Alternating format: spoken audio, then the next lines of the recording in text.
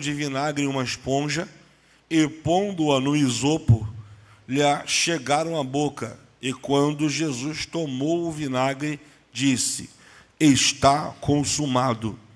E, inclinando a cabeça, entregou o Espírito. Versículo 34.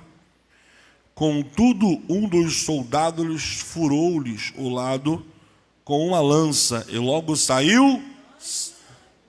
1, 2, 3, vamos lá. E saiu sangue. Terceira vez. E saiu sangue e água. Amém? Tome o seu assento. Já foi orado. Uma palavra de reflexão para o nosso coração. Eu ainda estou no clima da Santa Ceia de ontem. Foi uma bênção. Eu quero continuar aqui no mesmo ritmo. Estava em casa refletindo, pensando. E essa palavra acertou meu coração como uma flecha. Todos nós sabemos que Deus criou o homem para ter intimidade com Ele, óbvio. Logo depois da queda, criou-se a necessidade do homem buscar a Deus em oração. Então, o homem, por mais que se esforçasse no movimento vertical para buscar a Deus, ele nunca conseguia alcançar a Deus por suas próprias forças. Todos nós também temos o hábito de sempre relembrar e ratificar aqui que, quando o pecado entrou na humanidade, a boa vontade do homem, o bem que habita dentro dele, foi afetado. Nós temos o que chamamos de Yetzer Tov, que é a inclinação para o bem, e Yetzer Hará, que é a inclinação para o mal.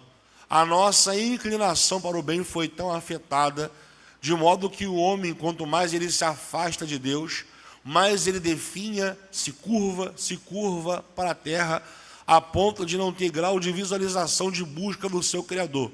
Tanto é que Deus cria o ser humano com duas naturezas, para baixo e para cima. Neshmat Haim, soprou em suas narinas o fôlego de vidas.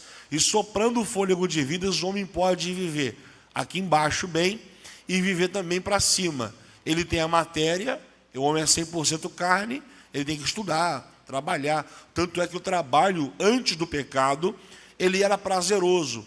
O trabalho vai se tornar pesado, não prazeroso, depois do pecado. Então, Deus, para não deixar o homem na letargia, o homem cuidava do jardim, lavrava. Mas você conhece a história. Eva, por sua vez, dando ouvido à voz da serpente, usada por Satanás, ela pega do fruto, vendo que era bom para se comer, deu para o seu esposo. O pecado da desobediência entrou, e o pecado entrando, o homem sente vergonha, e eles vão se esconder de Deus, estabelecendo uma dívida agora diante de Deus, que ninguém poderia pagar. Então você vê que homens na história, cronologicamente falando, Noé, que foi um homem poderoso, como nos patriarcas, você observa que ele pecou grandemente, amaldiçoou seus filhos, por causa da sua nudez que foi avistada. Abraão, que foi chamado de amigo de Deus, Isaac, Jacó, homens que tiveram marcados na história por suas histórias, suas biografias, seus feitos. Sansão, Davi, que foi cantor, compositor, salmista, poeta, guerreiro, rei, o homem segundo o coração de Deus. Os profetas maiores, profetas menores, todos estes que na Bíblia Sagrada tiveram a sua parte importante de cooperação na história. Mas o povo como um todo passou a se cauterizar espiritualmente por causa do orgulho nacional que era o templo de Jerusalém. Salomão construiu o seu palácio e Salomão construiu o templo de Deus. Foge da nossa compreensão a descrição do templo: madeira perfumada, revestida de ouro, átrio, pátio, lugar santo, santo dos santos, arca da aliança, sacerdote trabalhando, levita cantando, montando e desmontando o tabernáculo, fazendo as manutenções devidas. 3 vezes ao ano comemorava-se Páscoa, Pentecoste, tabernáculo, de modo que Deus ficou enjoado. Se eu pudesse usar essa colocação verbal aqui, eu diria que Deus se tomou nojo. O povo estava fazendo um culto que provocava ânsias de vômito em Deus, de modo que o povo ia para cultuar e depois saía para pecar. Tem sacerdote, tem levita, eu vou para o culto, ele faz expiação, recebe a minha oferta, e levava o manco, o machucado, o cego, de modo que Deus gritou lá: em Malaquias, dizendo: se vocês levar essa oferta para o governante, ele aceita? Não. Então por que vocês vêm oferecer resto para mim? Se vocês oferecem resto, sabendo que eu sou Deus de primícias, tem alguma coisa errada aí. Então Deus quebrou o orgulho nacional. Nabucodonosor veio, destruiu o templo, o povo perdeu o orgulho nacional. Deus usou Ezequiel como exemplo para não chorar, para não lamentar o luto. E enquanto o povo era levado para a Babilônia, depois de 70 anos, houve uma escala histórica. Babilônia foi derrubada pelo Medo-Persa. Medo-Persa foi derrubado por Alexandre o Grande. Alexandre o Grande foi tombado pelos romanos, e os romanos se proclamando potência mundial da época. Ainda assim, antes dos romanos assumir, houve um período intertestamentário entre o Antigo e o Novo Testamento de 400 anos que Deus ficou sem falar nada, porque 400 anos antes, Jeremias profetizou e mandou o povo se arrepender. O povo zombava, o povo não queria ouvir. Então a história foi se afunilando, de modo que Deus fez silêncio. E quando Deus resolve se manifestar, na boca de João Batista, a pregação é: raça de víboras, quem vos ensinou a fugir da ira vindoura? Produzir frutos dignos de arrependimento. E não diga que vocês são filhos de Abraão, porque até destas pedras Deus pode suscitar filhos a Abraão. A pregação de Jesus não foi diferente. Jesus, ele vem com 30 anos de idade, que na cultura judaica é a idade da maturidade, para ser batizado.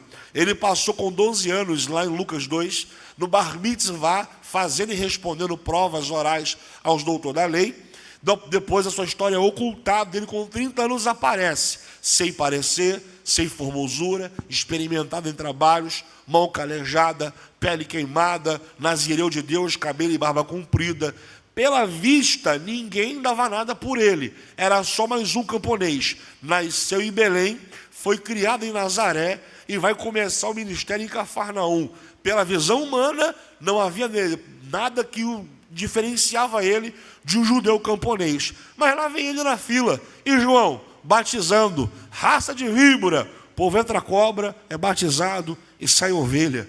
O povo vem, é batizado e sai ovelha. Imagino eu que está lá a galeria dos novos convertidos, com a roupa do batismo molhada ainda, dizendo: João, quem é esse próximo que vem aí? Só para te lembrar, João, quando estava no ventre de Isabel, em formação, com pouco mais de 5 meses, quando Maria recebeu a notícia do anjo Gabriel que ela estava grávida do precursor, aquele que haveria de anunciar e preparar o caminho para o Senhor, a Bíblia diz que Maria deu a saudação para ela. Quando ela saúda, João pula no seu ventre e ela fica cheia do Espírito Santo. Se João, ainda em formação, o Espírito testificou, você acha que João não ia ter discernimento? 30 anos depois, João olhou para Jesus, aparentemente comum, vindo na fila para ser batizado. E quando João vê Jesus se aproximando, João dá um brado que ele não contém dentro do seu peito e diz: eis o Cordeiro de Deus que tira o pecado do mundo. E alguém fala: João, mas ele é só um judeu comum, olha a aparência dele. João fala: eu não sou digno sequer de desamarrar a correia de suas sandálias. Por que, João? Porque eu só batizo com água para arrependimento de pecado, mas ele vos batizará com o Espírito Santo e com fogo a vossa vida. Jesus é batizado. Jesus não começou o seu ministério de modo relaxado, largado. Até Jesus precisou de uma autoridade para liberar o seu ministério. Porque quando ele vai ser batizado, João fala: Senhor, tu vens a mim, é necessário que eu vá ter contigo por ti, seja batizado. Ele falou: não, João, deixa, para que se cumpra a justiça do meu Pai. Jesus é batizado, o céu se abre, uma voz brota do céu, o Espírito desce em forma corpórea de pomba, e lá brota a voz: esse é o meu Filho amado, em quem me comprazo. Jesus vai vencer Satanás no jejum, na oração e na palavra. Vai sair do deserto cheio do Espírito, vai orar no monte, vai escolher 12 discípulos para andar com ele, e vai recuperar na mão dos discípulos o que Adão perdeu no Éden. Ele fala: vos dou poder e autoridade para pisar em serpentes e em escorpiões, e em toda a força do maligno, e não vos fará dano algum. Depois ele diz: eu não vos chamo mais de servo, vos chamo de amigo, porque o servo não sabe o que faz o seu senhor, mas eu tenho revelado a vocês tudo o que o meu Pai tem me revelado.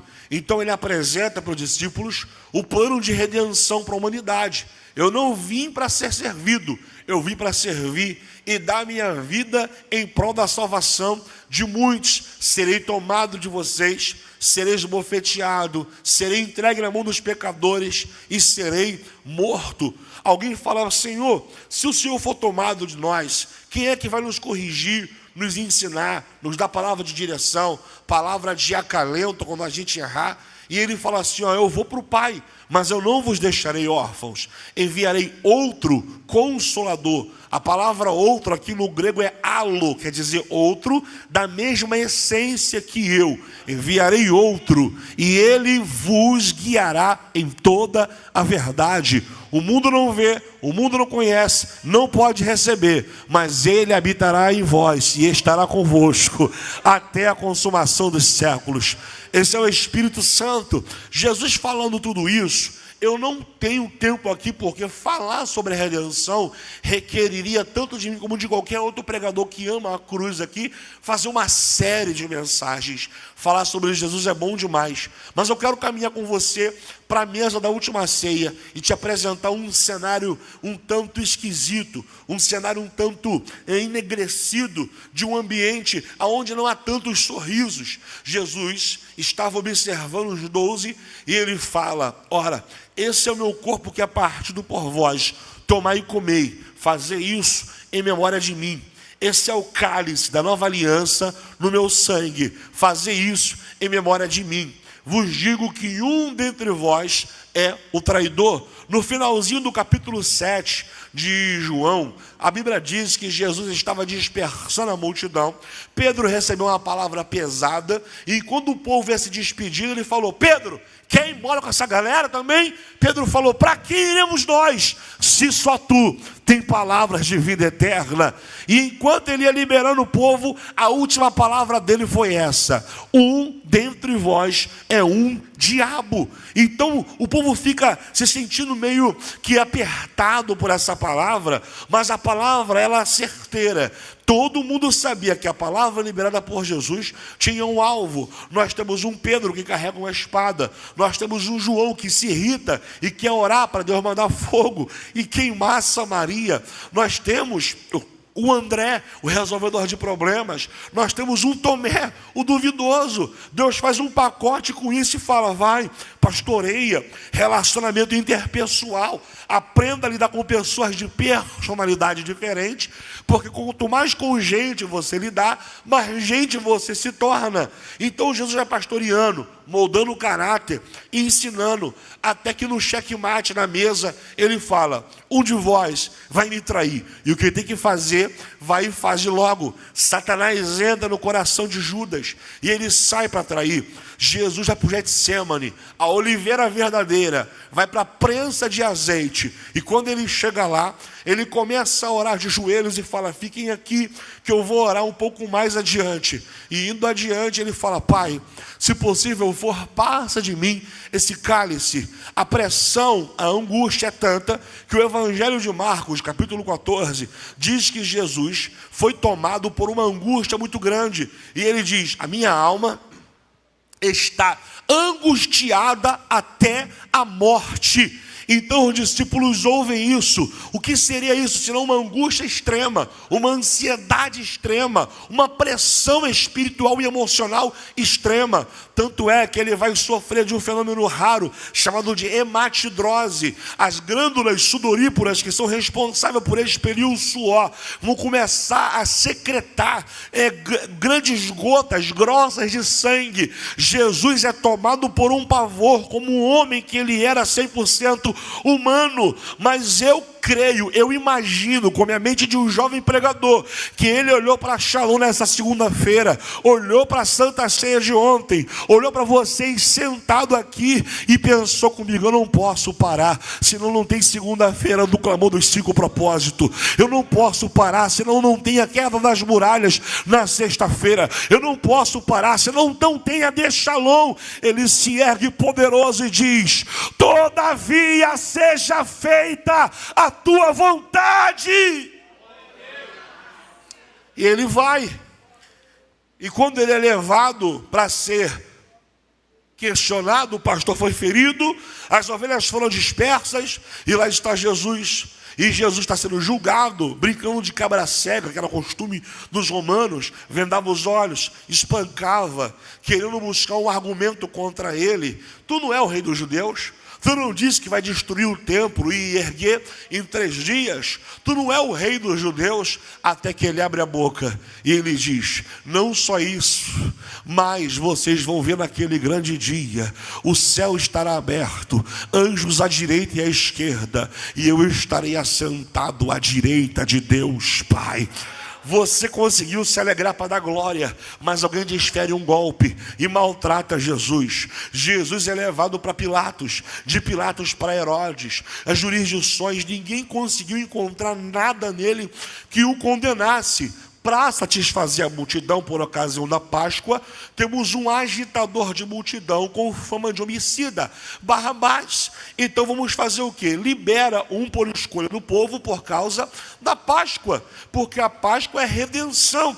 Então o povo grita: solta Barrabás e prende Jesus. Vamos acalmar a multidão, vamos flagelá-lo, vamos açoitá-lo. Pegaram um pedaço de madeira com 12 tiras de couro, com bolas de chumbo, pedaços de chumbo fino e de osso de carneiro, e começaram a desferir golpes sobre o corpo de Jesus. No final de 39 chicotadas, são 468 cortes profundos. Finis Gênesis Dei, que o historiador diz que quando batia, pedaços de carne saíam a ponto de perfurar os órgãos internos, e a maioria dos condenados não conseguia suportar até a 39ª. Jesus está dilacerado, um espectro ensanguentado. Não satisfeito, colocaram uma capa vermelha escarlate sobre as suas costas, grudando no seu sangue. Pegaram uma coroa com 72 espinhos e cravaram na sua cabeça, e disseram: a coroa não coube. Pegaram um pedaço de cana, bateram, encaixando e cravando a coroa na sua cabeça, como um cordeiro, sem reclamar, sem murmurar. Ele ficou aí em silêncio, por mim e por você. Ele aguentou calado. Arrancaram a manga escarlate, pegaram um patíbulo horizontal que pesava quase 50 quilos, não foi lavrado, não foi lixado, não foi invernizado, irmão Fernando. Colocaram as farpas sobre as suas costas, prenderam a ponta com cordas, e lá vai Jesus. Não comeu, não bebeu, não descansou, cansado estava, levado ao limite da sua dor. E quando ele caminha por alguns metros, a multidão que disse: bendito é aquele que vem em nome do Senhor, agora diz: maldito, crucifica, maldito. Ele é em silêncio, ele é levado. Quando ele dobra uma rua à direita para subir para a Via Dolorosa, no Gólgota, ele perde as forças, e quando ele se apoia sobre a terra, misturando a poeira, a areia com o seu sangue, ele não consegue ficar de pé. Ele tenta levantar o olho, talvez o sangue escorrendo sobre os seus olhos, ele mal consegue enxergar. Não tem Pedro, que pegou a chave do reino dos céus. Não tem João, que encosta no seu peito para ouvir a pregação. Não tem Filipe, não tem Tomé, não tem ninguém. Mas tem um negão ali de quase 2 metros de altura, que veio da África para comemorar a Páscoa na sinagoga dos etíopes. Quem é? Simão de Cirene, pai de Alexandre e Rufo. Lá vem ele, preocupado porque a sinagoga está vazia, e um grito de crucifica de longe. Quando ele se aproxima para ver, pastor Lecivaldo, o soldado falou: você, exatamente você, venha cá, ajuda ele a carregar a sua cruz. Quando Simão Cirineu levanta ele, olha para Jesus, a apoia o peso do patíbulo e começa a caminhar, eu aprendi uma lição poderosa. A ação de um estrangeiro na sua terra revela a negligência dos patriotas. Quando todo mundo do teu sangue, da tua etnia, virar as costas para você, fica tranquilo, o teu Deus que te deu a chamada e a vocação, Ele é responsável para levantar um estrangeiro e te ajudar a chegar no lugar do teu propósito. É a primeira vez que eu vou pedir isso. Se você puder e quiser, você não é obrigado, pega a mão desse irmão na tua frente, atrás de você, balança a mão dele e diga: nessa noite eu quero ser um Simão Sirineu na tua vida. Fala para ele: se você cair eu te levanto, se você parar eu te carrego, se você desviar eu vou atrás de você. Levanta a mão dele, só para o diabo passar mal com essa palavra de comunhão. Faz um barulho de glória a Deus aí, crente.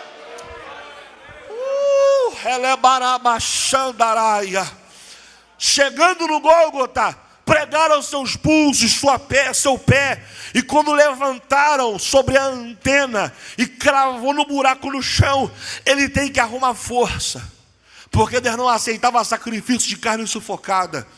Ele pende para trás, e quem tem cruz consegue olhar para frente, olhar para baixo, olhar para cima, para a direita, para a esquerda.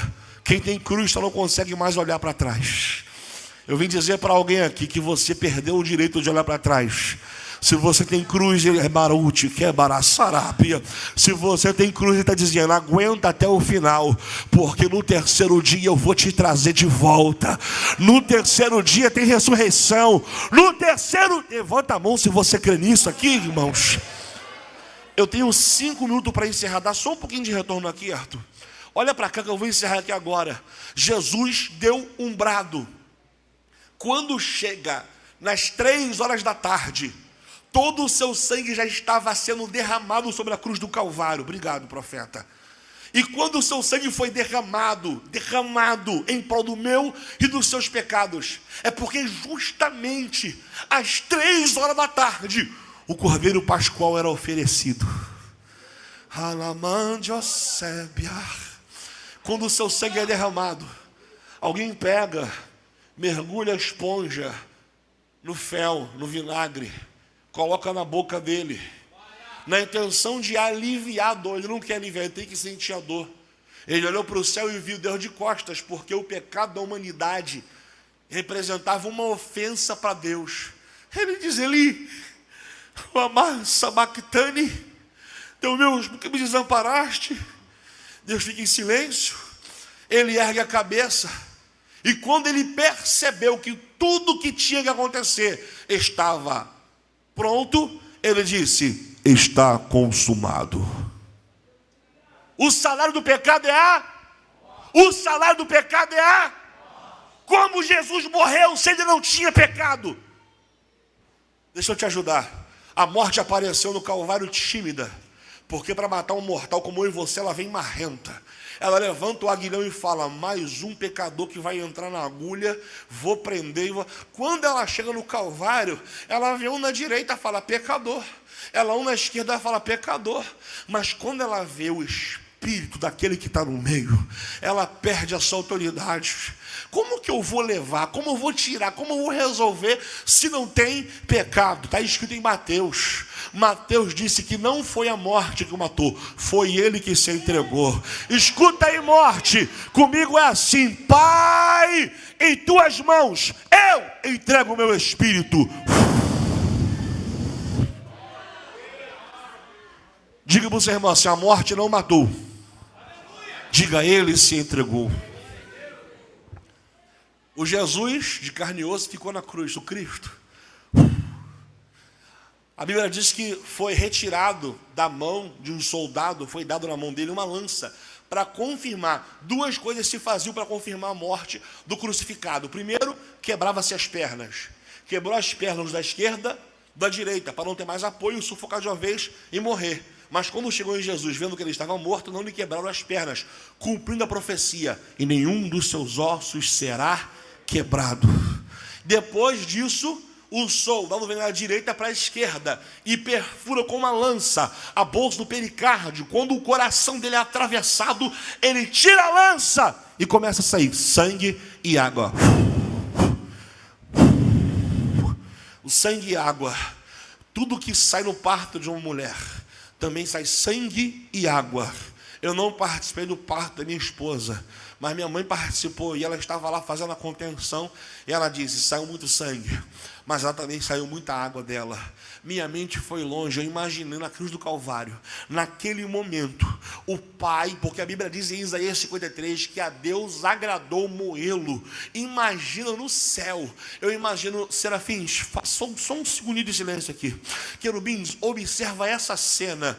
Pai, por que houve o Criador? Dá uma olhadinha, ele vem para a terra, vai lá no Calvário, dá um zoom e começa a aparecer.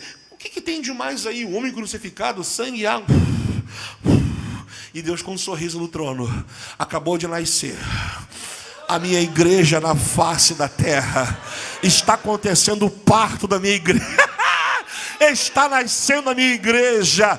Quando sai sangue e água, eu vejo uma visão poética. A cruz foi a caneta, o sangue foi a tinta e o Calvário foi o papel. E quem passa pela cruz, aquele que está em Cristo, nova criatura é. Todas as coisas se passaram velhas e tudo se fez novo. Deixa eu ver quem é nascido do Calvário aqui. Levante a mão, levante. Só quem é grato pela sua salvação, dá um brado de glória a Deus aí, crente.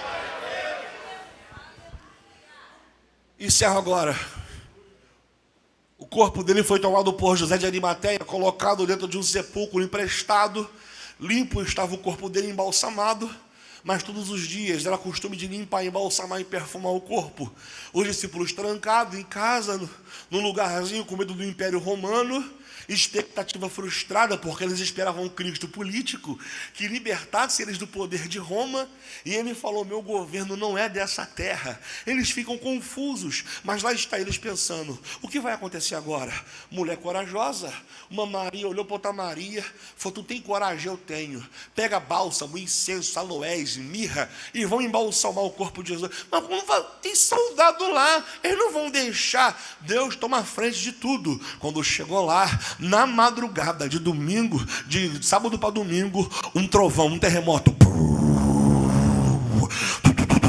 3 soldados desmaiados, um anjo assentado na pedra. E Maria, onde o puseram? Onde está o corpo dele? Eu vejo o lençol, vejo a pedra rolada, onde o puseram? A Bíblia diz em Mateus que o anjo está tirando onda, sentado na pedra, e dizendo, por que procura entre os mortos aquele que vive?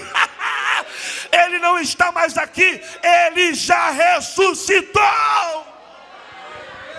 Meu Jesus está vivo. Vou te dar um conselho, para de vir cultuar como se ele tivesse morto. Meu Jesus não está pendurado no madeiro com cara de derrotado, uma costela aparecendo. Meu Jesus, João teve 2 visões. A penúltima dele foi ele na cruz do Calvário, e a outra visão, ele ressuscitado, estando entre os discípulos. E qual foi a terceira visão? Ele diz, eu fui arrebatado na ilha de Patmos e vi o Senhor. Como é que ele estava agora, João? Seus pés como um latão reluzente, seu cabelo como a alva, vestido com um manto branco salpicado de sangue, uma espada afiada sai da sua boca, seus olhos como chama de fogo, e na sua coxa estava escrito, Rei dos Reis e Senhor dos Senhores. Rei dos Reis. Só quem serve esse Deus aí, só quem serve esse Quelébia, Nassarábia. Levante a sua mão para celebrar por um minuto. Alabacoma, Nassarábia. Meu Jesus está vivo. Aí, Siddhartha Gautama morreu e está no sepulcro o resto dos ossos dele. Guilherme Miller morreu, Joseph Smith morreu, Charles Taze Russell morreu. E se você achar na caixa de osso, deve ter um farelinho de osso lá. Mas Jeová vai te abençoar com 25 mil. Quem queria diga glória a Deus? Tu vai pegar uma estadia de 1 semana lá em Jerusalém. E por favor, não vai em lugar nenhum sem primeiro chegar na porta do sepulcro de Jesus. Tira a tua dúvida pessoalmente. Você vai ver uma escritura dizendo, ele não está mais aqui, ele já ressuscitou. Eu vou deixar você dar 1 minuto de glória, só para você celebrar. Ele está vivo, Jesus está vivo. Do céu ele é chamado de rei, na terra ele é chamado de Senhor, e no inferno ele é chamado de Cristo. No céu ele é chamado de rei porque ele é o rei da glória. Na terra ele é chamado de Senhor porque ele é quem manda e quem faz sobre tudo e todos, e reconhecemos o senhorio dele. No inferno ele é chamado de Cristo porque ele é o Messias, resgatador de Israel e dos ímpios que se converterem ao Calvário. Se você canta e Deus te usa, Jesus Cristo. Se a de Shalom está aberta segunda, terça, sexta, domingo de manhã, domingo à tarde, domingo à noite, Jesus Cristo. Se tu prega e Deus te usa, lindo, Jesus Cristo. Se tem alma sendo salva nessa igreja, Jesus Cristo. Se tem enfermo sendo curado, Jesus Cristo. Eu vou dar uma de doido aqui, tá gravando? Na letra J ele é justo, justiça e justificador. Na letra L ele é excelente, eterno e iminente. Na letra S ele é santo e santificador. Na letra U ele é único, unigênito e ungido Filho de Deus. E na última letra S ele é Senhor e Salvador que salva. Levanta a mão para adorar. Levanta a mão para adorar. O diabo é de derrotado, destruído e desviado, e de iníquo e iniquidade, a de atrasado, atrevido, acusador, B de burro, Belzebu e Belial, e ódio oprimido. Mas o meu Jesus está vivo, o meu Jesus está vivo, o meu Jesus está vivo. Levanta a mão para adorar, 30 segundos de glória. Aumenta o nível, vai. Anucanacé. Camamanosa prominância, ralo de osmaio terra, reda comanda sarápia. Jesus está vivo. Júlio, Jesus está vivo. Cutuca 2 pessoas para tirar essa cara de sono e fala: Jesus está vivo. Balança ele e fala: Jesus está vivo. Você vai cear daqui a pouco. Jesus está vivo e está no nosso meio nessa noite. Eu imagino Maria falando: Senhor, está vivo, está vivo. Calma, Maria, respira. Bate um dom maior para mim, Bruno. Maria, me explica melhor essa história. Passei. Pastor Alexandre, I'm sorry, please. A terra estremeceu, o sepulcro se abriu. Canta, Maria. E nada vem. Vem, pastor. Seu grande amor. Me explica, Maria. Ó morte, onde estás? Canta. O rei ressuscitou. Canta. Ele venceu. Faz o coral. Para sempre. God bless you.